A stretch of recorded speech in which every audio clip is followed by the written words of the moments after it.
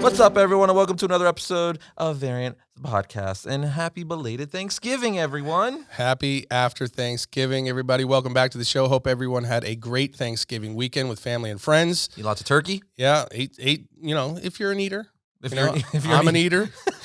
Are there not? As you can tell. If you don't eat food, if you're a robot, Yeah. Hope you charged well. If you're not a foodie, you're not big on the turkey and all the fixins, whatever it was. If you liked pizza, I hope you had a great time. But it was also a big nerd weekend. It was a huge weekend overall. We had Hawkeye. First two episodes, yep. First two episodes, as everyone knew. Then we had some big Spider-Man news, as well as Spider-Man tickets went on sale on Cyber Monday. Spidey Monday at midnight, which was a zoo. And then, Arris, another big happening last week. The end. We had the conclusion of Astonishing Times. That's Jinx, right. me a Coke. Astonishing Times issue 5 is out in the world. Which is People really have read weird. it. Really weird. I just remember doing the announcement video, not even a month before the first issue came out, not even it being out. And that means it's been 6 months. Mm-hmm. 6 months. Time is an illusion. Half a freaking year, bro. I don't even know. But it's out.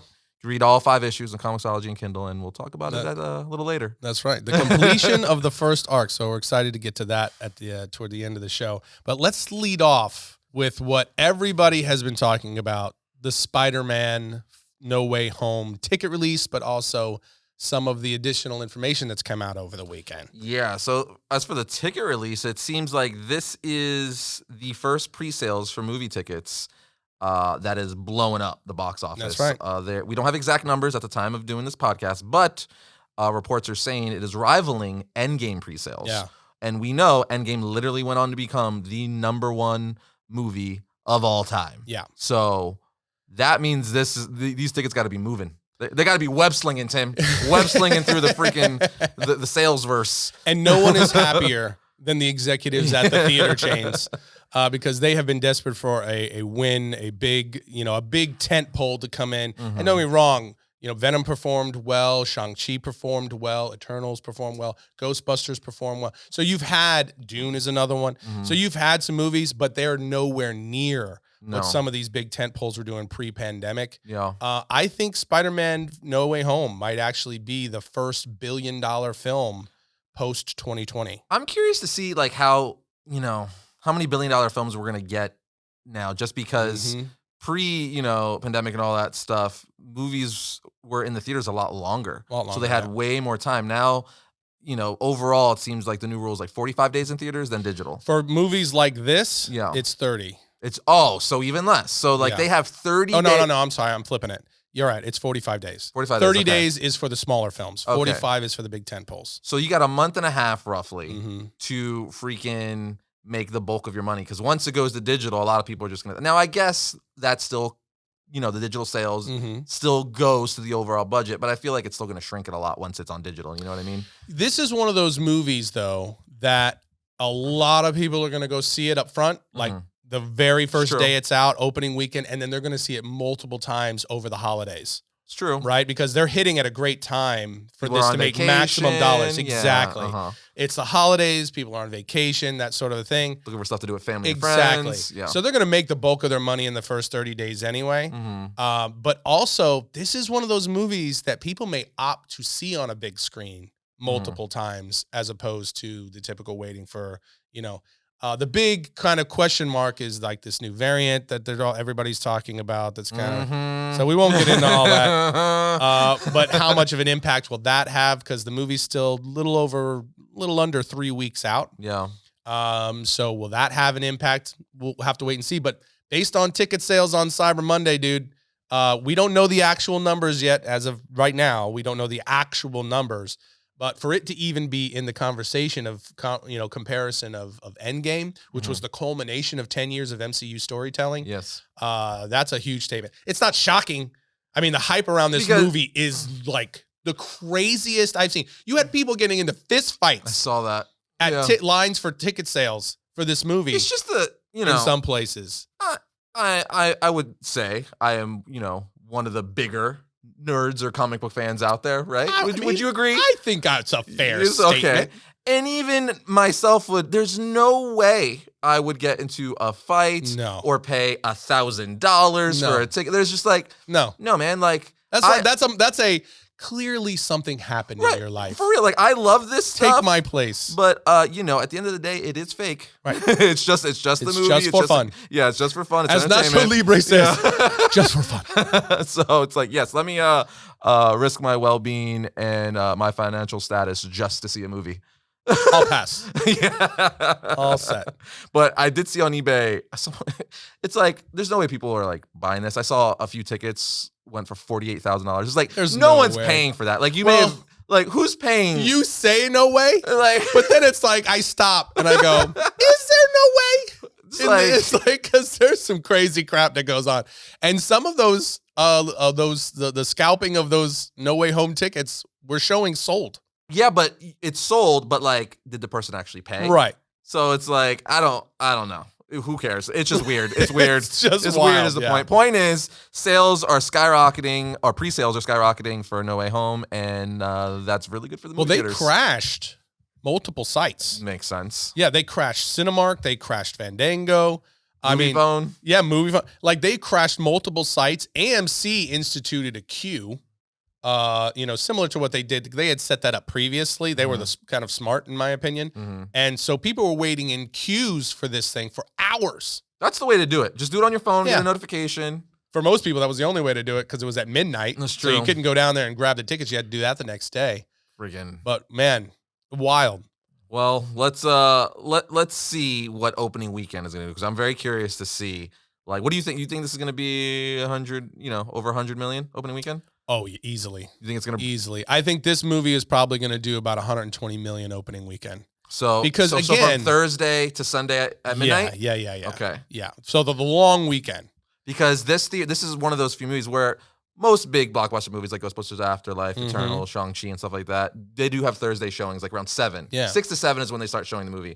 This one has showings as early as 3 p.m., at least here in Texas, which just shows you that, like, there's a lot of demand, and they want to like milk it for all it's worth, because they're like, yes, we'll flood it. We'll start showing at 3 o'clock. Just if you'll come, we'll open the theaters up. In fact, I'm going to go further. I'm sitting here thinking about it while you're saying this.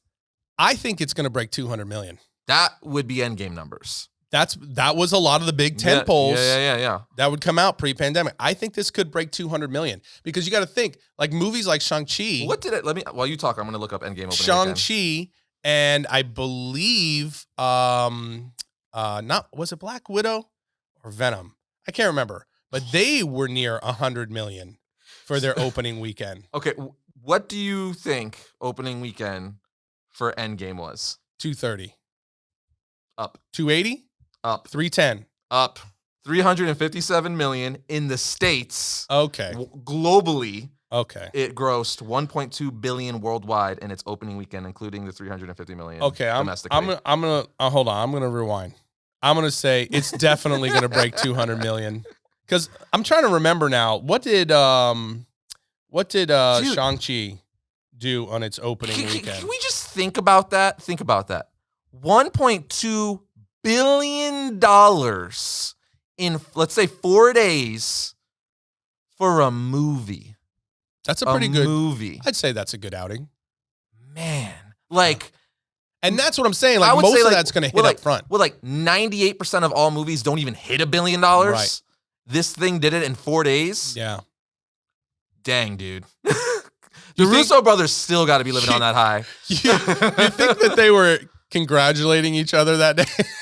No joke, though. Like, especially if you're the directors, you're the Russo brothers. After that, do you even have to work another day in your life? You're like, I'm done, right? I mean, people are just giving you stuff for free. They're just like, oh, you know what I mean? Like, well, you can write your own ticket at that point. That's what I'm saying. Which they have. They established their own production company, and they're making their own stuff. They're coming back around for more MCU stuff. Yeah, that's been rumored for a little while, and we'll see if that actually happens. But like Shang-Chi, I'm looking at right now. Shang-Chi opened domestic opening was 75 million.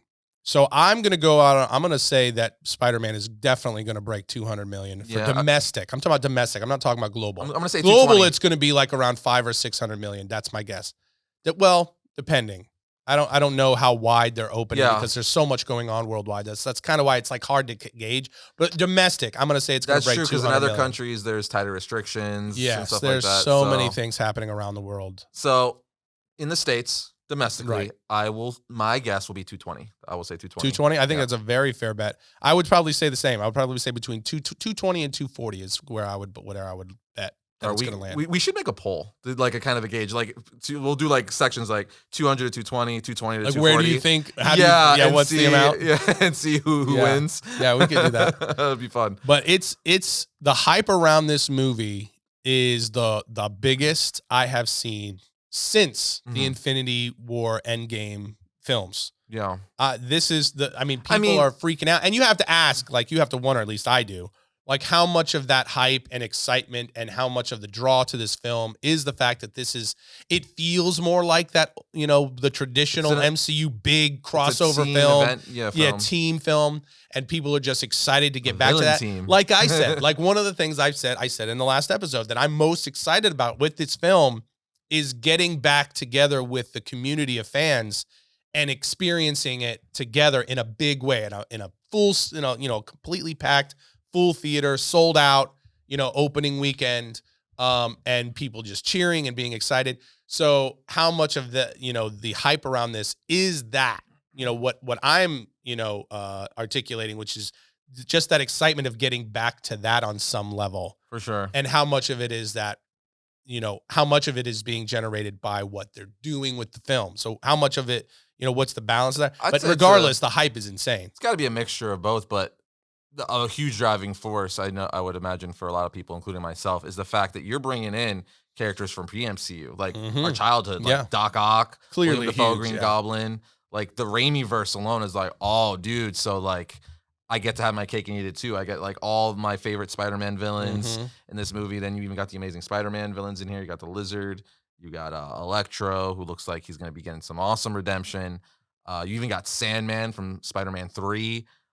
It's freaking nuts. Like it is. It's like you said, it's a big crossover film. It feels like an Avengers movie or an Infinity War type movie where you're just having all these characters, especially ones we haven't seen for like 20 years, over 20 years. Now back on the big screen with these, these actors reprising their roles as these iconic characters. And it's just really, really cool. And because of those multiversal crossovers with the previous Sony films, it also kind of feels a little bit fresh, like something new. It does. Yeah. So that's an added element that I know everybody's excited about. And then the endless. There's two. So they released the new Spider-Man No Way Home poster. And in that poster, we see Electro, Lizard, and Green Goblin in the background. But we see the Green Goblin, who a lot of people, including ourselves, were thinking was an Harry Osborn Green Goblin, where he was like in a hood. Or another alternate version. But when you zoom in on the picture, you can clearly see it as William Dafoe on the glider. But it still raises the question, is it the same William Dafoe? Right. Are we getting two different versions of Green Goblin in this, or is it the same one? Likelihood is it's the same one. You just get some kind of upgrade. Yeah, it's just interesting that they showed both. Well, with him with the suit and the mask on, and then this other version of it. It brings me to my next point, where also in the poster, if you zoom in on Electro, you could see the tech he's wearing. He has an arc reactor on his chest. That's right. That's right. And we also know that Doc Ock has Stark tech on his tentacles. You can see the red, like the nanotech. So it's like, are all the villains just getting an upgrade through Stark tech? Is that what's happening? Very interesting. And then, is any of that going to be from their universe, or do they pick up anything when they come into this one? Because one of the other things that happened is Michael Keaton, and I'm just going to say this for anybody who doesn't want to know anything more about Spider-Man that may not have seen this. If you really care about leaks and spoilers and stuff like that, and you're trying to avoid that going into the film in the next couple of weeks, you might want to abandon ship for the next couple minutes. But Michael Keaton was on Jimmy Kimmel, and at the very end of the interview, throughout the interview, they were talking. They were asking him about his coming back to be Batman and his time in the MCU and the whole thing. At the very end of the interview, I like how nonchalant he is about everything. Yeah, and it's Michael Keaton; he can kind of do and say whatever he wants at this point. But at the very end of the interview, they were talking about the MCU and Spider-Man, and he says, he's like, yeah, I'm actually going to, just kind of flippantly says, yeah, I'm actually going to go do some shooting tomorrow. I'll be on set tomorrow. And Jimmy says, oh yeah, for what? And he goes, some Vulture stuff. And that was the end of the interview. That was the literal last thing he says. Meanwhile, Feige's getting on the get Keaton on the phone. Get Keaton on the phone. And it very much seemed like he just kind of threw that out there, like something he wasn't supposed to say. And he basically confirmed, because they were he was talking about pickup shots. Yes. Reshoots. So reshoots. So they were so he basically confirmed that the Vulture is going to appear in No Way Home on some level. And that was my speculation, is the Vulture going to complete the Sinister Six in this film, which to me, that's what I want, because he was one of the original founding members of the Sinister Six in the first place. And you already got him set up in the MCU, so why the heck not? We see him appear in the Morbius trailer, right? So it's like, I wanted that. So he pretty much confirmed it. Yeah, it's curious because we also know he's in Morbius. So, I mean, technically, maybe he could be doing reshoots for that, because that comes out early next year, too. It's like, what, three months from now? So maybe. Seems more kind of likely that Spider-Man, at the time of that interview, was coming out in, what, a month? Yeah. Or so, so probably. I mean, it could go either way. That's true. Yeah. It could go either way, but my guess is it's for No Way Home. For sure. And then, I mean, so if he's in it, because that's very likely, because I feel like this movie is just going to have every Spider-Man villain. Like, I think we're going to see Venom even in some capacity, which is why they teased him being brought to this universe. Like, whether he's fighting Spider-Man or whether it's like kind of like a post-credit scene or like a setup for the next movie where like it's him and Spider-Man crossing off or squaring off for the next movie.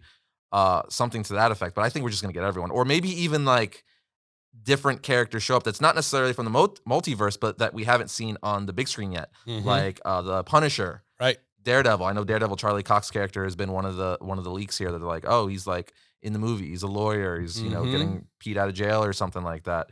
Which again, that's not multiversal because they are in the MCU, but still seeing them on the big screen and interacting with Spider-Man, I mean, crazy. That would be insane, especially Punisher. Punisher first appeared in a Spider-Man comic book, so that makes all the sense in the world. It would even make sense for like freaking Spider-Man leading into another movie to be like, being like, where's this guy going around killing people? Like, you can't just be killing people, if they're bad. Right. And like in the comics, they square off before they ultimately, learn to work with one another.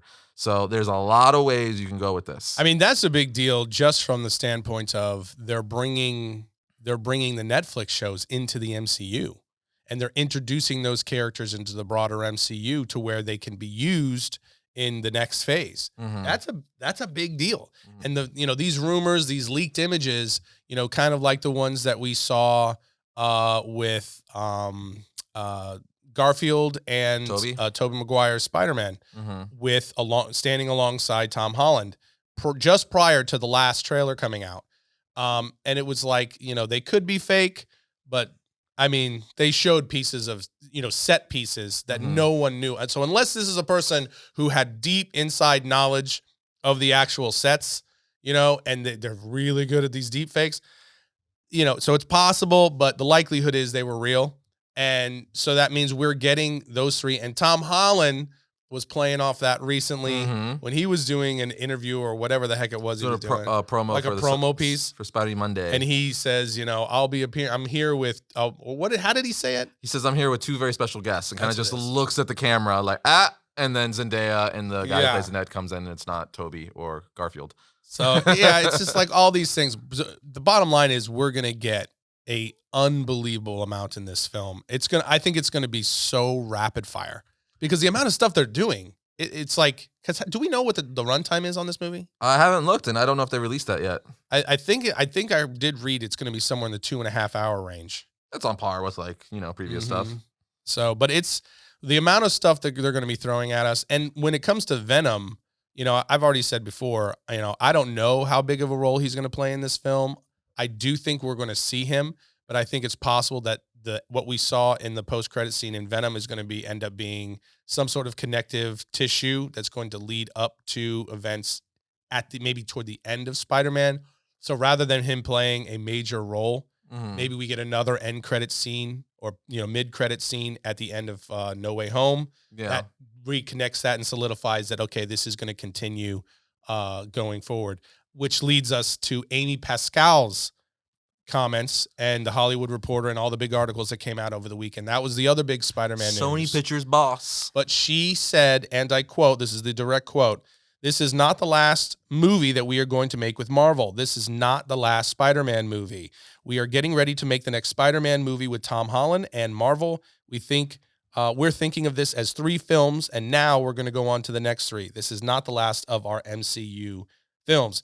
Insiders, though, followed that up by saying that though the studio has a strong relationship with Holland and Feige, and they hope to continue their collaboration, there's no official plans for a trilogy at this phase. But she did say at the end of that, part of her quote too is, yes, Marvel and Sony are going to keep going together as partners, which is very key to that statement. Yes. Well, the whole thing, I mean, for her to feel, confident enough to make that statement in public, I kind of view her a little bit as, she's on the Sony side. So this matters much more to Sony than it does to the MCU in a way. But she has to. Sony wants it more than the MCU. Like it's the way she's been talking and the way she's been pegged. I mean, she's a Sony boss producer, she's a Spider-Man producer and former Sony boss. That's right. But she's been doing interviews with Feige, like she was alongside him for Venom and stuff like that. So she's clearly, it almost seems like the media's pegging her as kind of like in that Sony position, like the equivalent of what Feige is, but for Sony. So like you said, she probably wants to release that stuff more because it's like, yes, come. We got lots more Tom Holland. We got lots more MCU. We've, agreed on something, though it may not be signed on the dotted line yet. We will work something out, and we plan on working together in the future. And I do want to make clear, I don't mean to say that Marvel's not looking to make the partnership or anything like that. It's mutually beneficial. But Sony, like this is a big deal for Sony. Although, let's be real, perfect world, they would just want it solely by themselves. Yes, they'd be like, they're just, they're like, we'll work with you because it's the contract. And Sony's smart. Sony's smart to be leveraging that and not just giving it up. For sure. Yeah, that's huge. I would say that's probably their biggest IP continually going right now because that gives them the animated rights, which for Spider-Man Into the Spider-Verse, which they did announce. Amy Pascal, again, said we're going to see something on that very, very soon, teasing a possible teaser trailer for that. So she's heading that up, and then obviously this. So it's like clearly this is like their bread and butter right now because it's Spider-Man. Yeah, it's like one of the most biggest properties in the freaking world. Yeah, it's just really shocking, kind of going back because I've said many times that I have been anticipating because of all the setup that they're moving away from the MCU and Sony is just getting ready to launch their own Spider-Verse, possibly with Tom Holland if they can come to agreement. Because again, it shocked, like this information, this news was shocking, even though, again, it's not confirmed and that supposedly no deals are in place. But that's the part that's shocking, is that we have heard nothing about any deals being solidified, nothing in negotiation. Tom Holland is out of contract, and she's making this statement public. This is the same person, though, that famously sat next to Kevin Feige in an interview and said, yeah, Venom and these guys are going to totally appear in Spider-Man films, and it's going to be crossover. And she turned out to be right. I was going to say that after that, because when that happened years ago for Venom 1 press, Feige was all like, no, that's not a thing.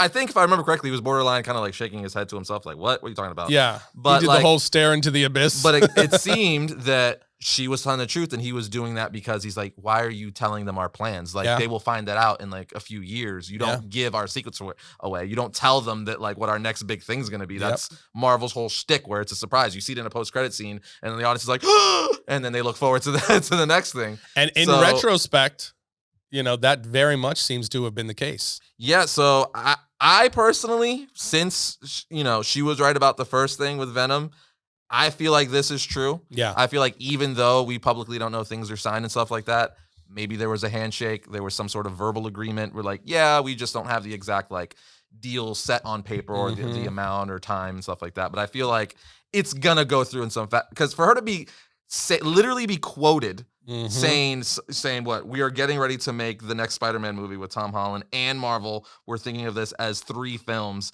and now we're gonna go on to the next 3. For her to say that openly and like Deadline, Hollywood Reporter, like obviously knowing that's going to go everywhere, you would think she has to have like, a strong amount of confidence the deal is going through.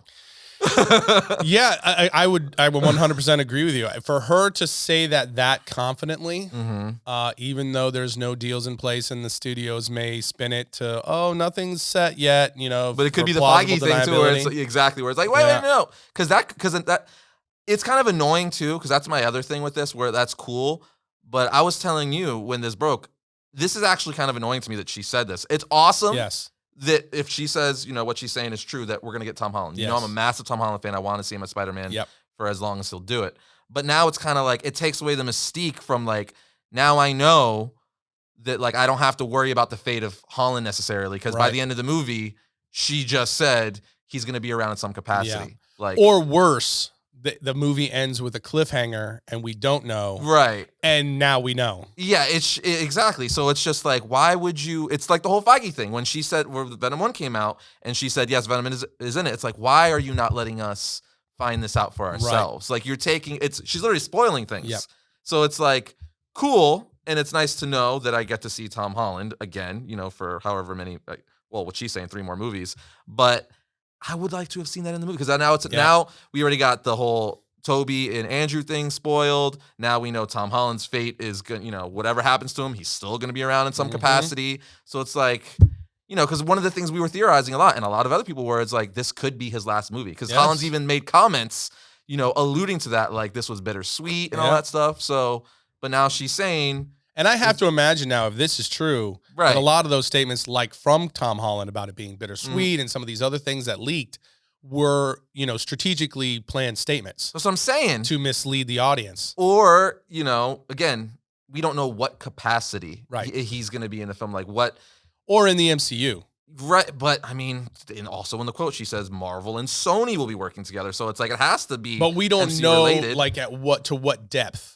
Like, we don't know if at the end of this movie, and to be fair, we don't know if at the end of this movie, Tom Holland's Spider-Man crosses over into, let's say the universe where Venom is. And they just jump back and forth? Right, and it just goes, they blast the door, and the doors open for the multiverse. Yeah. And they make the Sony Spider-Verse a part of the multiverse that now exists within the MCU, and they can kind of cross over whenever they want, but he's not a kind of permanent part of the MCU. We may even see a time period where Spider-Man is out of the MCU. He goes and does a movie or two, let's say with Venom. How many times is freaking? Because if he's doing 3 with them, because they might make it to where he leaves and they don't know how to get him back. That's what I'm saying. But like, if they do that and he's doing 3 films with Sony, but they're still working with Marvel because he's going to be bouncing back and forth, like, is Holland really going to play like Spider-Man that many more times? You know what I mean? Because he's so young. I know, but like that means. Let's just theorize here. He does what she's saying because they're working together, but what if they're working together where they're sharing Spidey? So he goes over, he jumps timelines. He's doing 3 with Sony.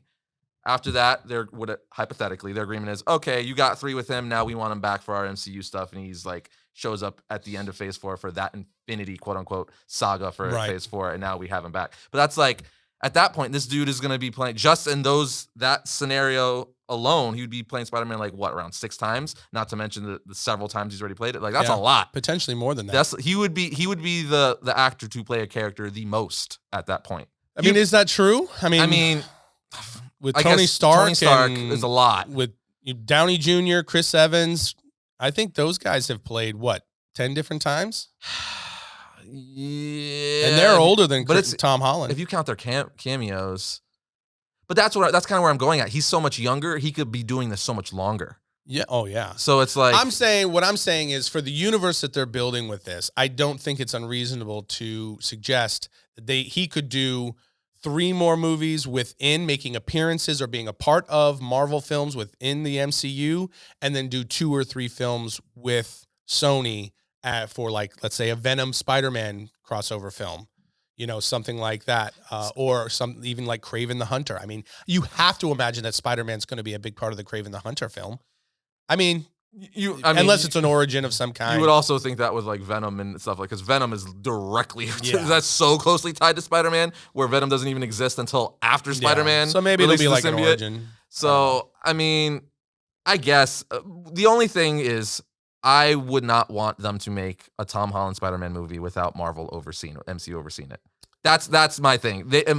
That I would be worried at that point, because it's like, it's also weird to me that they made a Venom movie without Marvel. They made a Morbius movie without Marvel. They made a sequel to Venom without Marvel. They're talking about doing Kraven, which I guess would be without Marvel. I don't know what the future of that is.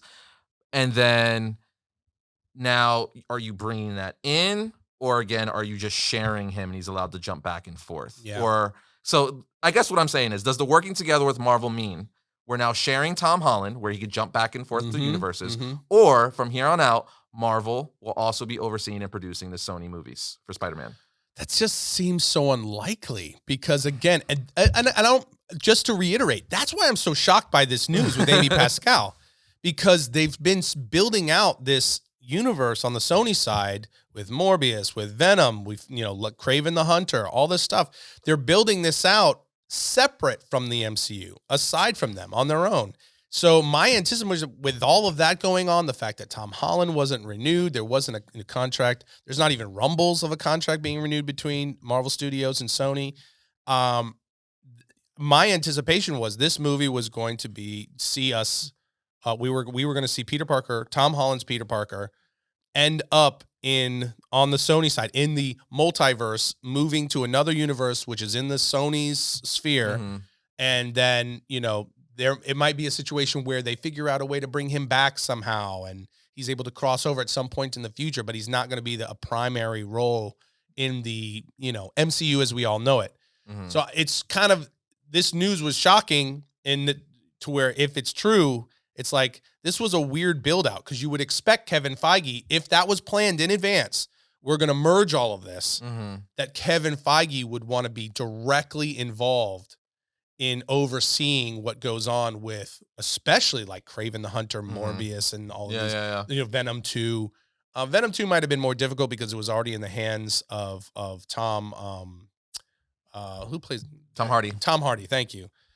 So he was kind of already executive producing it. So that might have been like, he might have had stipulations like, no, I get to do what I want. That's the thing. I've been very vocal that like the Venom stuff, the Venom movies have just been okay for me. I actually do not like the way they're portraying Venom, specifically the symbiote, like that, like jokey buddy relationship consistently. Like it's fine and it's funny, but like I feel like it's so overdone where I'm like, I mean, you're kind of just making Venom into like a slapstick character, kind of, where they don't take it serious much at all, which kind of bums me out because I think Donny Cates is a good example of like how he's been bringing a fresh take to Venom, but also doing that classic Venom. So I was hoping something like that where it's a little more serious, but still. Obviously, Eddie and Venom have that, they basically become like brothers. They're one. We are Venom. But anyway, it's kind of be a bummer for me to bring that over where I feel like if Marvel would have had that from the get-go, they would have done it a lot different. I would agree with that, yeah. And it potentially would have been better. I mean, I know some people love it, but for me, I probably would have liked it more because I feel like the direction would have been a better take. So it's just weird to like, I haven't seen Morbius yet. No one has, obviously. So I don't know. I can't judge that, but I don't know. It's just weird that that you would bring these Sony movies over and now Marvel has to be forced to work with it if that's the case. But we don't know. We don't know if they're just borrowing. We don't know, Tim. We'll have to see. I'm like, if we know anything tired. for sure. I guess to wrap things up, is like the one thing that we do know for sure is that this movie is, along with all the other things that we've gotten from Marvel this year, especially with the Celestial storyline, the potential for Galactus to be involved there somehow. Everything Multiverse of Madness. Yeah, the Multiverse of Madness we know coming. We know Doctor Strange is going to play a huge role in No Way Home, and that at the end of the trailer we see something is happening. That's another thing. A multiversal threat. Something's coming through. Some weird stuff going on there. So this is going to blast the doors open. We're going to get a lot of crap in this movie. It's going to come rapid fire. It's going to be a lot of fun. We'll see. And for me, one of the things I'm most excited about now is with Michael Keaton's comments, we're going to get a version of the Sinister Six, probably for real, which is really, really cool. And the end, the post-credit scene of Venom 2, we know that Venom is crossing over somehow. Where and when and how much, we don't know yet. We'll wait and see. All that to say, we don't know. I guess that's why, like, it's fun to talk about, but I feel like, when we talk about it in length like this, by the end, it's like, now we're just talking in circles. Because it's like, we don't know, right? No, we don't. Until we see the movie. But the one thing that's for sure is based on ticket sales that everyone shares our sentiment and the hype is real. We want to know. People are ready to go. And I'm ready to watch. I'm ready to be in a theater full of fellow fans excited about this movie. That's going to be fun. Yeah, I will say that which this kind of organically transfers over into our next topic, Hawkeye, where a big rumor for Spider-Man No Way Home is Charlie Cox, aka the Netflix Daredevil, appearing in the film. There's leaked pictures of that and stuff like that, which I feel like is only been cemented a little more because we now, not only did Disney Plus announce that Echo is getting a Disney Plus series. For those of you who don't know, Echo in the comic books is the adoptive daughter of Kingpin. She's also an assassin for him, and she was a love interest of Daredevil for quite some time. So we got a rumor that Charlie Cox Daredevil is in No Way Home.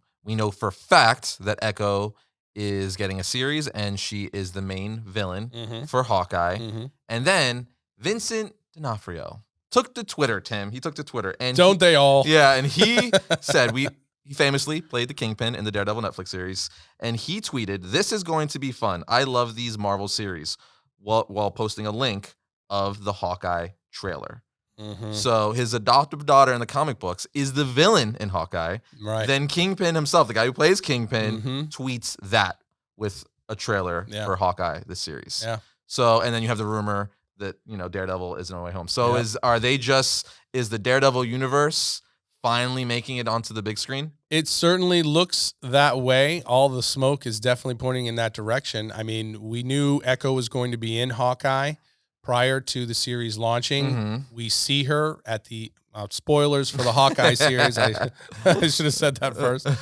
Spoilers for the Hawkeye series going from here out, everybody. If you haven't seen the first 2 episodes of Hawkeye, we're going to spoil the life out of it. But you see Echo right at the tail end of the second episode of Hawkeye. So she's already been introduced. And she's going to play a massive role in the series. We know she's going to be one of the big bads, if not the. And then Hawkeye itself actually wraps up on November 22nd, the week right after, the Wednesday just after Spider-Man No Way Home drops in theaters. Yes. Which we've speculated already in the past. Well, we speculated 2 things. Last week, we speculated that Hawkeye could sneak up on everybody and end up being a sleeper series that has some big reveals that nobody's really looking for. And the Echo aspect of the series and her being the adopted daughter of Kingpin, and Daredevil potentially making his appearance in No Way Home could be one of those big reveals. So it's very curious to see whether or not something happens in No Way Home that we get the immediate continuation or, conclusion to in the final episode of Hawkeye on November 22nd. Will that happen? Don't know, but it's interesting. It's very possible. I'm hoping that we see Kingpin. That would be really dope. Like crazy. because how fitting would it be where Echo is the main bad this whole season, then by like even the finale, the final episode, we reveal it's because her father sent her out to do all this, and you see freaking Kingpin, which rumor has it too that rumor is he will be making an appearance in Hawkeye, but not only will he be making an appearance in Hawkeye, that he will be the massive, huge Kingpin, where they're saying they will be using CGI and potentially a fat suit to make him that big freaking dude from the comic books. I'm not sure how I feel about that. I will say one of the things I was a little disappointed was in the Netflix series I loved Kingpin in it. I think Vincent D'Onofrio did a perfect job portraying the character, but I didn't think he was big enough. Like I think he needs to put on a lot more weight. And That's true. Because the whole thing with Kingpin is he's like this mass, freaking 2 linebackers wide dude where just like a flick from his finger is going to put you on his butt, right? Yeah. He's this larger than life dude. I mean, at Vincent D'Onofrio's age, that would be very, very tough for him to get that big. Right. On his own. Yeah. So you're going to have to use visual effects of some kind. I will say that I'm a little bit, if they go that route, I'm a little bit concerned that it may look a little wonky. But I trust Marvel. Technology is incredible now. No, for sure. And Marvel, so we'll see. But the reason I say I'm concerned is because the first 2 episodes of Hawkeye, one of the things that surprised me is it felt kind of TV. You think so? Yeah, I did. Wow. And some of the fight choreography was kind of slow and felt a little bit, off to me. Some of the editing was a little. These are technical aspects. I get that. Me being picky, but some of it felt TV. to some degree, and it felt a little bit slow at points. But that part of it makes me go a little bit because it felt TV a little bit. That I was a little that if they go that direction, I'm a little bit concerned. You're a little concerned to kiss. It'll probably be fine. No, I definitely would like to see a more comic book accurate look for Kingpin.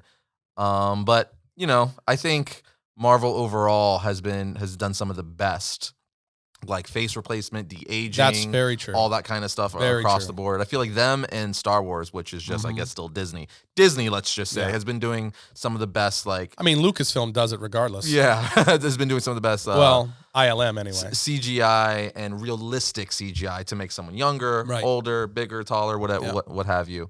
Although I was surprised at the end of Eternals. Like the CGI towards the end of Eternals kind of shocked me a little bit. I was like, what's the character's name? Oh man, I'm having a brain fart. So am I. The little freaking Star Fox's little guy. Yeah, his partner. Forgive us, we're forgetting. Yeah. Anyway, I would be happy to see that. But anyway, Hawkeye, the first 2 episodes overall, I thoroughly enjoyed it. You loved it. I don't know if it's because people who've been listening to the podcast every week know that. It's not that I wasn't excited for the series. I was just like, I wasn't over thrilled. I wasn't like, yes, I need to see this series. I'm like, yeah, Hawkeye. I like Hawkeye in the movies, but he's not Spider-Man or Tony Stark or anything. But maybe that helps where I was like, oh, this is really, it's just fun. It definitely did. And Jeremy Renner, to his credit, man, like, he plays that character great. He does. Like, he actually has. I was going back after watching the show. I was thinking about it. I'm like, you know what? Like, when you really think about it, Jeremy Renner has some of the better moments in the MCU. Yeah. Like the whole fact, like, especially, I always go back to one of my favorite scenes of his in Age of Ultron, where he's talking to Wanda and is like, if you're gonna be, he's like, stay here, it's fine. But if moment you walk out that door, you're an Avenger. And he's giving her a pep talk. He's like, there's people flying.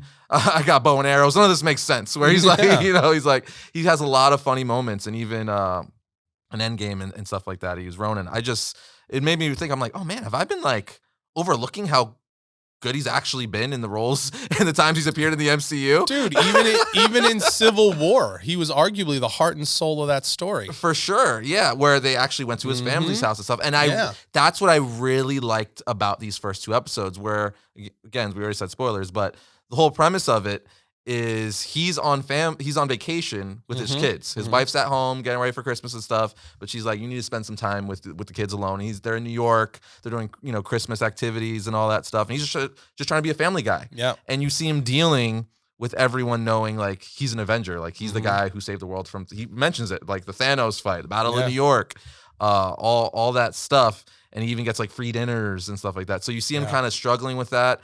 You also see that like. He struggles with being treated as a hero. But you also see the toll that it's, all those battles have taken on him being a normal human. Because Captain America's a super soldier. Tony Stark had a suit of armor that he was, encased in and protected in. You have the Hulk, a god, all these, magical and super powered heroes. And he was like one of the only dudes.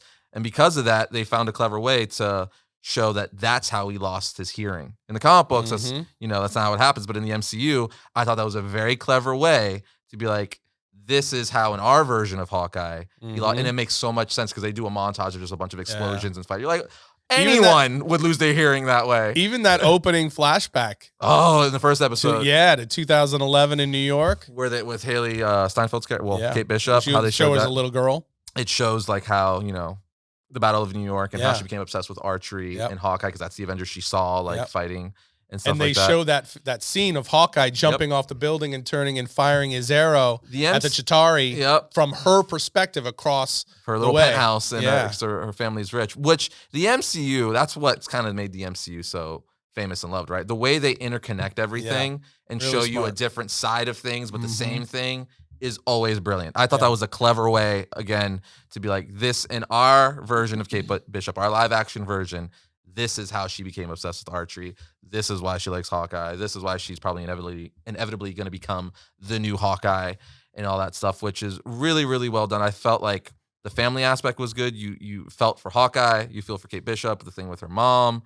Her getting that sense of the need or the desire to protect from her father who dies in the Battle of New York. That one hit me more because, I have 2 daughters. So I'm like, and like you could clearly tell they were building the relationship up where she was a lot closer to her dad than she was her mom. So losing her dad was like, obviously she loves her mom, but it hit her a little differently. Like life-changing. Right. So I just really, really loved it. And I think it was a cool break to see because Loki was like fantastical powers, different planets, timelines, WandaVision, alternate realities, same thing. Falcon and Winter Soldier was grounded. Very grounded, yeah. But I feel like for me, off these first 2 episodes, I'm digging the feel and ground level of this maybe a little more. We're only in the first 2 episodes, so I can't say that yet. But off these first 2 episodes, I love the mixture of like the family, the ground level action, and then even the relationship they're building between Kate and Clint, I think, is brilliant. I was thoroughly surprised and enjoyed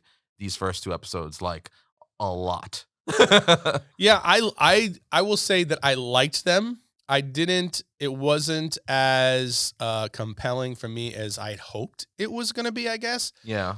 Having said that, I was the only one in my house. Well, no, my wife, I guess, felt this about the same as me, but all my kids really enjoyed it. And pretty much everybody that I know did. Really loved it. For me, it was just a little slow, I guess. That was, and maybe that may have been my own fault. I may have been looking especially because of that clip that they released. The big action scene? Yeah, of the chase sequence. I thought that was going to be. Did you think out the gate it was going to like run? I thought that was going to be part of the first 2 episodes. Oh, okay. So I thought that's why they showed it. So I thought it was going to be more action packed. There was going to be a little bit more happening. And none of that scene is actually not in the first 2 episodes. That lands maybe episode 3 or 4 or whatever. It's later down the line anyway. And so it was a lot more setup. I thought they did a good job with the setup. I thought the characters were good. Haley Steinfeld is good as Kate Bishop, very good. Of course, Jeremy Renner as Hawkeye. We all know he's one of the OGs.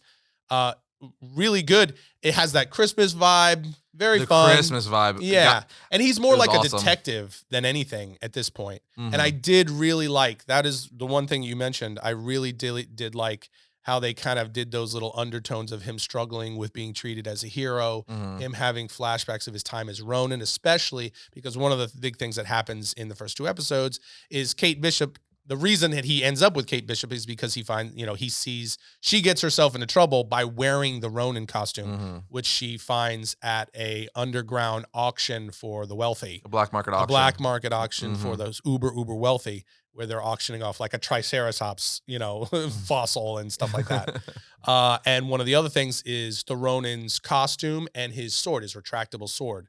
And somebody breaks in, somebody like blows up the party literally and attempts to steal something. We don't know what. The tracksuit mafia, Tim. Yeah, the tracksuit mafia. Which is awesome because they were hilarious. But it was another thing I wasn't expecting them to do, to bring them from the comics into the MCU. I'm like, of course, and they fit so well. So funny. It was great. It was great. When they because Hawkeye gets himself intentionally captured by them because he's trying to gather information. But he does a Black Widow. Yeah, he pulls a bait Black and switch. Widow. Like he literally is talking to his wife about it. So she's like, "You're gonna do a bait and switch, just like Natasha." He's like, "Yeah." And even the way they shoot it was like the first scene with Black Widow in the first Avengers film, where he's tied to a chair and all that. Very, very cool. And it's just the whole interaction between him and the tracksuit mafia, and where he's just like, "Hey, listen, guys," and they're just like, "No, you don't insult us to our face." And the whole interaction was very funny. I'm not going to try and reenact it. I'm not going to do it justice.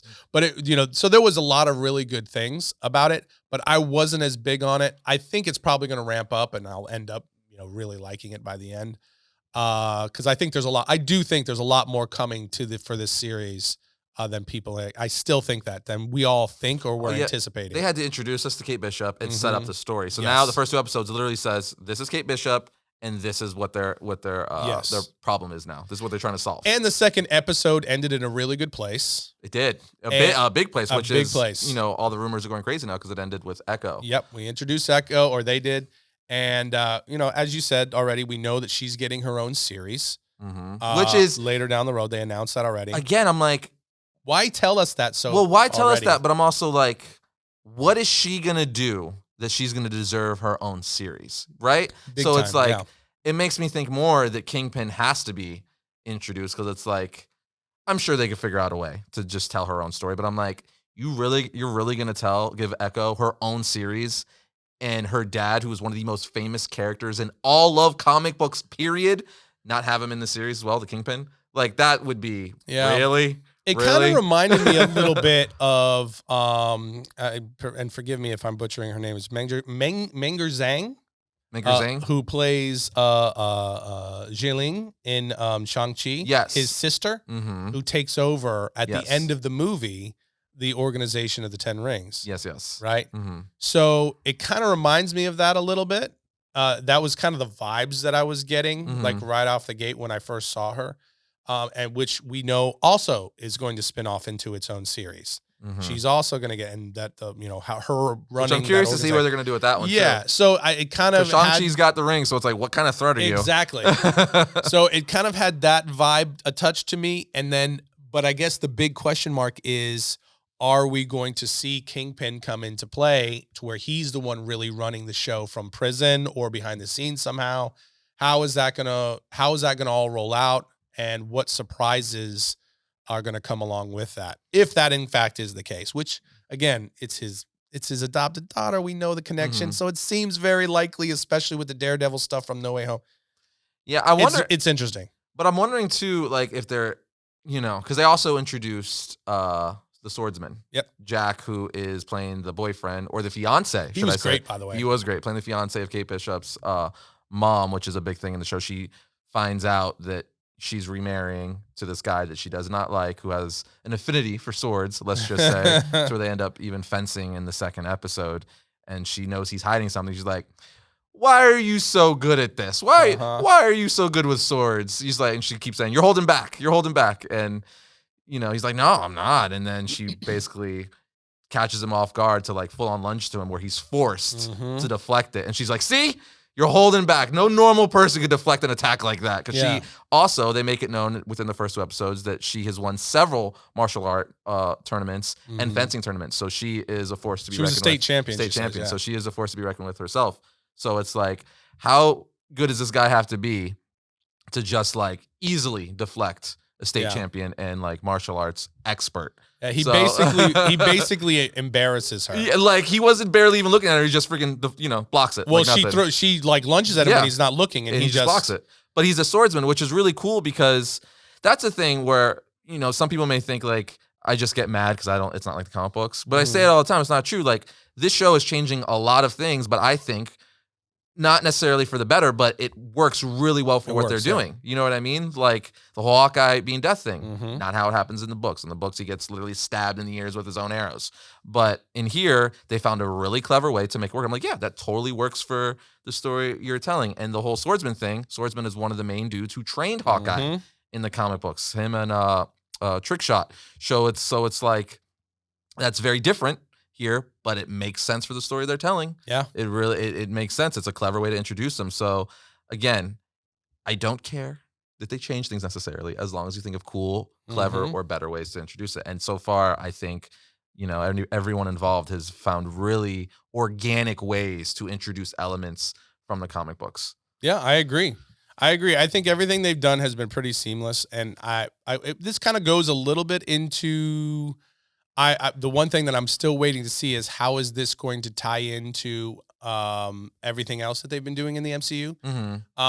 For me, one of the big things that I have been kind of like, it's such a weird like dynamic because Loki was such an impactful in terms of its ramifications to the MCU. There was so much that happened, and where it left off, you were like, oh my God, like the ramifications of this are huge for the MCU as an overall.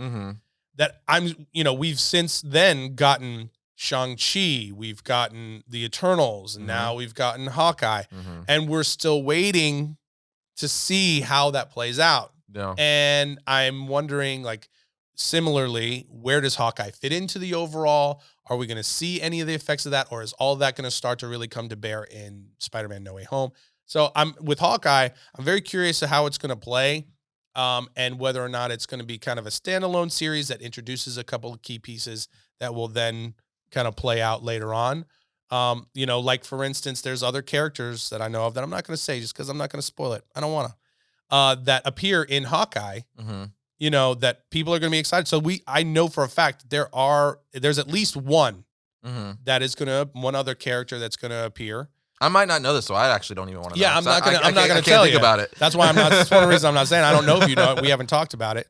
But this got spoiled for you, I'm assuming. Yes. Oh, that's unfortunate. Yeah. So, but I'm curious to see what other characters roll into this. But then again, just like every other thing that Marvel does, I'm super curious. Where does that puzzle piece land in the overall picture of what they're doing in this new phase?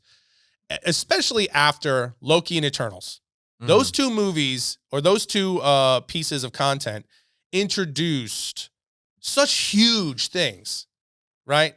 You had Loki that introduced the whole timeline, splintering, and Kang the Conqueror, and then the Eternals with the entire Celestial storyline.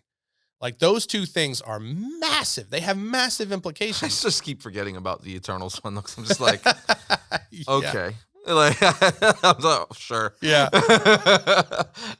But I'm very curious. I will say that I do think, just as we talked about, I do think Hawkeye, the tone of it is perfect for the holiday season. Dude, it's just really fun. That's another reason why I like, my Christmas tree is up and stuff now. So I'm literally watching this show with the Christmas tree, near the TV and stuff like that. And I'm even ending the first episode with Christmas music.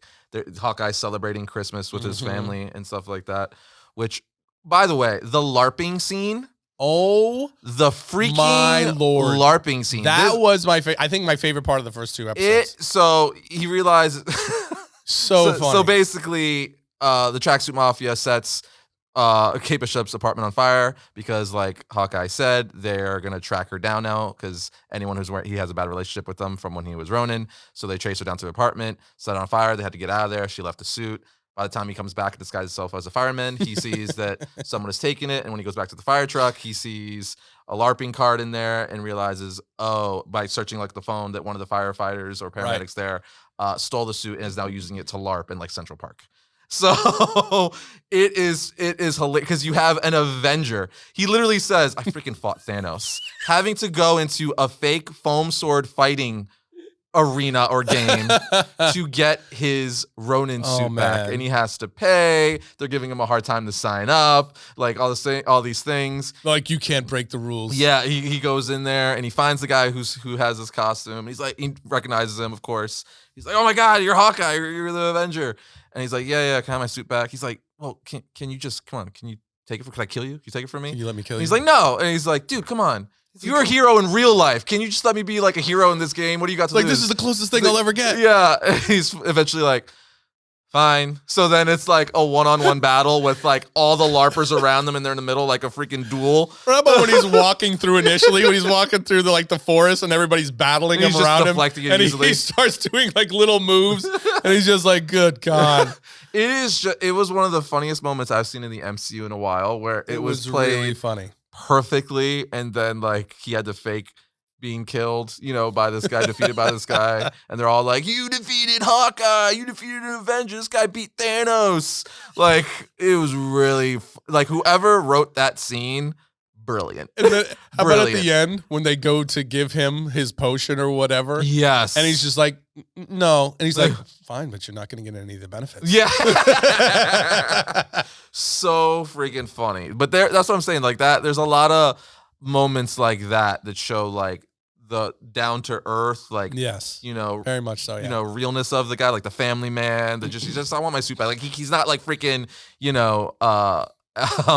Thor, who's just gonna freaking teleport in there and take it back. He has to sneak his way in all human style. But I really enjoyed the series, and it's pleasantly surprising me. And it also made me realize, oh my God, I was downplaying Hawkeye a little bit. He was actually really good in the MCU in general. You were. I wasn't appreciating it. Neither was the rest of the Variant Nation. We weren't appreciating it. This show, is making me realize the wrongness of my ways, and potentially the error of my ways, and making me become a big fan of Hawkeye potentially. Yeah, I really like that character. I've loved his story. Jeremy Renner's just great. It's such perfect casting, which I'm going to be sad because, he's been playing Hawkeye since the beginning, right? So it's you're probably on your way. This show is literally probably on your way out, and Kate Bishop. This is going to be probably the torch handoff. I just want to see them I want both. I just want them to work together now, Yeah. like they did in the comic books, Sure. because their relationship is just so fun. Where you could give us Kate missions, Clint missions, and then even working together. Maybe he's kind of like the guy in the chair where like he works with her like behind the scenes and he helps her along like a mentor, even when she like bestows upon her the Hawkeye mantle, so to speak, where he pops in every now and then. It's possible. We'll have to wait and see. But this is definitely a fun episode. I wasn't as big on the first 2 episodes as you are, but I still enjoyed it. And I'm definitely looking forward to where it goes from here. At the bare minimum, I'm super excited to see what they introduce with this series. I feel like it's probably just, I don't think it's going to be like Loki scale. Kind of like, no. I think it's going to be like, here's Kingpin, here's Daredevil. That's where Let's I think see where it'll be. It'll be more like Yeah. characters. Yeah. That they say, okay, are officially going to be part of the storylines going forward. Speaking of storylines, Tim, Astonishing Times. That's right. My first comic series that I co-wrote, first storyline came to an end. The story arc has concluded. All of the big mysteries have been revealed. So first and foremost, now that everyone has had a chance to see the conclusion of the story, the first arc, and so I'll say right now, I'm going to say there's going to be some spoilers. Yes. For Astonishing Times. So if you want to read that for yourself, which I highly recommend, of course you can grab that on Comixology or Kindle. It's available now. All 5 issues are available now. Links are in the description for that. But if you don't want any spoilers, get out now. Yeah, bounce. Yeah, bounce. So now everybody knows who the hero actually is of the story. Yep. And who the villain-ish. He has some redemption. Yeah. I will say, especially, and I couldn't say this before because we had to wait for the story to come out, that after seeing the Eternals, I was like, hey, there's a little bit of Icarus going on in Astonishing Times. You know what I mean? So I didn't want to say that until now, but some of when I saw the Eternals, because I had already read issue 5, obviously, and knew the story. But when we saw that, I was just like, oh, there's a little bit of Infinite in here. Which obviously we had no idea that they were doing that too. Or did you? It's one of the things I actually liked least about the Eternals, where they made, the freaking like Eternal Prime a bad guy, which is like, really? Anyway. But that's one of the big twists with Infinite, where you see he's the guy working behind the scenes to. And that's not revealed in issue 5. No, it's revealed in issue 4, but we haven't, spoiled that yet until now. But yeah, he's the guy working behind the scenes to finally fix the world. He's basically like, yeah, everything we've done is just like a Band-Aid on a freaking massive wound. Now it's time to really fix the world. Imagine he basically says he becomes a tyrant. He becomes a tyrant. He's like, with all of our abilities, if we can create an infinite engine, as he calls it, where these machines and devices that we can imbue our powers into, we could permanently fix the world that way, whether people want us to or not.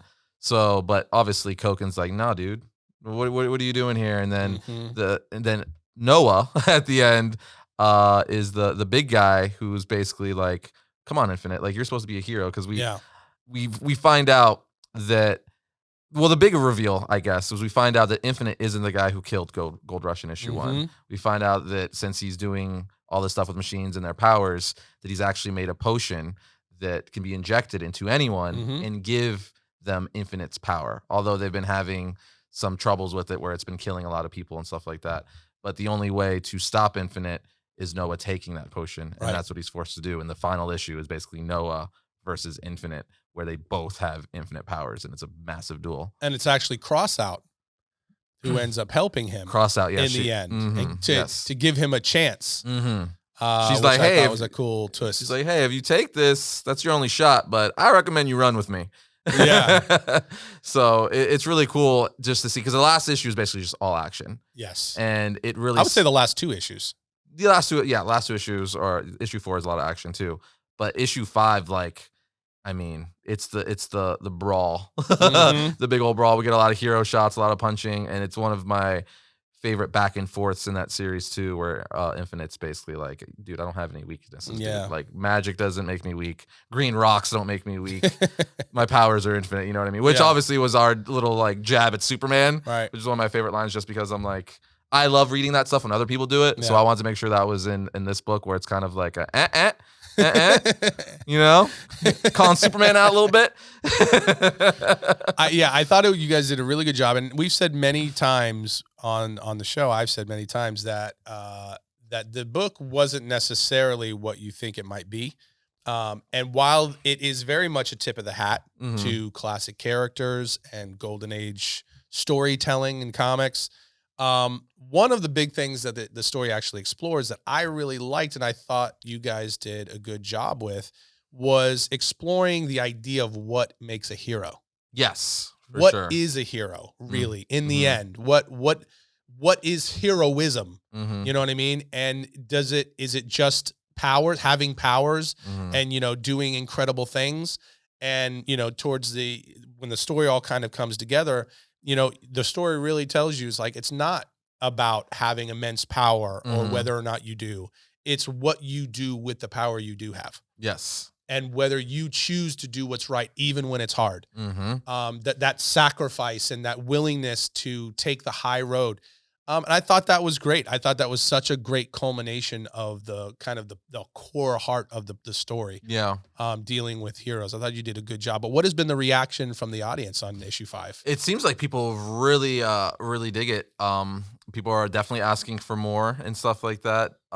And it was the #1 best-selling book on Amazon for 2 days, issue 5. Yeah, I saw on there, which is really cool because now all 5 issues were #1 bestseller at one point, which is just really cool to say. Yeah. So thank you, everyone, supporting the book, Yep. reading the book. Obviously, that would not happen without all of you checking it out and supporting it and writing little reviews. It's so weird when you go people tweet to me and the rest of the creative team, or they go on Amazon and they write the little reviews and give it stars. It's weird seeing people talk about something that you wrote or had a hand in creating and saying hey, I can't wait for more. I love the twist here, or there's even people who said, I just found this randomly. So people don't even watch Variant. So I just found this randomly on Amazon or stuff. And that one's weird too. Cause it's just oh, so this is just out in the world where even, people who are not the Variant Nation can read this, you know what I mean? So it's just really, really, really cool. It's been overwhelmingly positive, and I can't wait to dig into doing more story for this universe. Yeah, there is. That's one of the big questions, right? Is where does it go from here? So is there any news that you can drop or anything you can tease of where this might be going? We are continuing, but I can't say anything else besides that. Yeah, there will be more Astonishing Times comic books, but I can't say exactly when or what it will be. Maybe some spinoffs? Maybe some spinoffs. Maybe, some prequels. What happened? Explore other characters, new characters. I don't know. I mean, I know, but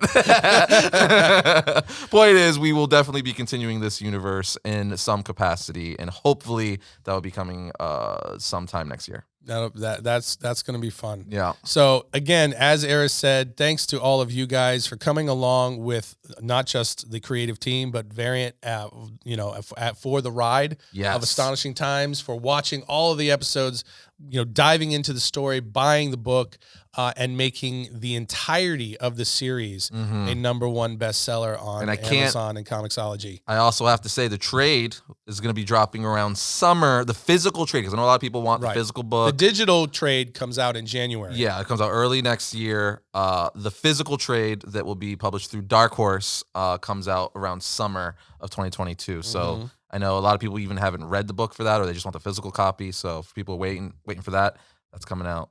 That's going to be roughly 6 months. That's going to be cool to get a physical copy. Yeah, because it's I have all the PDFs. I've been looking at the art obviously way before it was released, and I could read the issues. It's cool to see it on Comixology or Amazon or even websites reviewing it and stuff. But to hold a physical copy of it is going to be, because I'm right there with the fans. I still haven't held a physical copy yet. Yeah, exactly. And it's freaking my book, so I can't wait to get a physical copy. I mean, of this I can thing. print you a copy if you'd like. I just staple it together. you Sharpie in the Dark Horse logo. That's gonna be weird though, dude, because to see cool. The Dark Horse logo and then the Comixology original, that's weird. That's weird. That's going to be very cool. We've been waiting for that for a while. For sure. Or just to go to a store and pick off a shelf, to go to my local comic book shop or Barnes & Nobles or wherever they sell books and be to have my name on a book that's sold in stores, that's weird. And it just from just a reader's perspective, it's a great collected piece. It's a great story to read. We've actually mentioned this before. It's a great story to read. Just sit down and read the thing all the way through, from issue 1 through 5. It reads. We purposely did it so where obviously each issue is self-contained and it's good, individually. But it's way better if you read it all the way through. Yeah. It's kind of like Watchmen in the sense where there's just a lot of stories. The issues are good by themselves, but the story as a whole, if you just sit down and read through it, I feel like it'll make you enjoy it that much more because it's just, you get the whole picture in one shot. Yeah. Yeah, I definitely recommend it. Again, the digital trade comes out. All 5 issues are out now. You can pick them up if you haven't already. Digital trade comes out early 2022, and then the physical trade comes out in the summer of 2022. So just be watching out for all that. And congratulations, man. Thank you. I'm happy for you guys. Frank, Rory, all of you guys, congratulations out there in Austin and Ireland. I know Rory is itching. He can't wait to dig in, or has he dug in already? Well, I guess we'll have to wait and see. But maybe even some merch in the future, Tim? That's a guarantee. So that's a guarantee. So we'll actually have some news on that very, very soon. We'll be announcing some Astonishing Times merch, and there's going to be we're going to be doing some unique things with that. So keep an eye out for that heading into 2022. So I'm excited because merch in the next year, physical copy in the next year, possible announcement for the future of books in the next year. 2022, here we come. Yeah, here we come. It's like you said in the past, stay steady, 2022. Stay steady. Don't let us down. But with that said, guys, that brings today's podcast to a close. Yeah, that wraps us up. I think that was there's some good things this Thanksgiving weekend, man. There was. Thanksgiving week was pretty solid. It is. I know not for everybody, and I respect that. I'm sorry if it wasn't, but it was a fun week for a lot of people. We're winding down and capping it off with No Way Home, which we keep talking about because they keep releasing. I can't believe they keep releasing all. It's like what 2-3 weeks out at the time of shooting this podcast, so it's like. Kind of just let it live, man. It's coming out pretty soon here. I'm trying to ignore. I am now too. Pretty much everything now. Even Book of Boba Fett stuff, they're doing TV spots. I'm like, it's coming out at the end of the month. Just let it. I'm gonna watch it. Everyone's gonna watch it. Okay. Yeah. So, but it'll be soon enough, so we don't have to ignore for too long. Right. But with that said, guys, we'll see you next time when we talk about all things comics.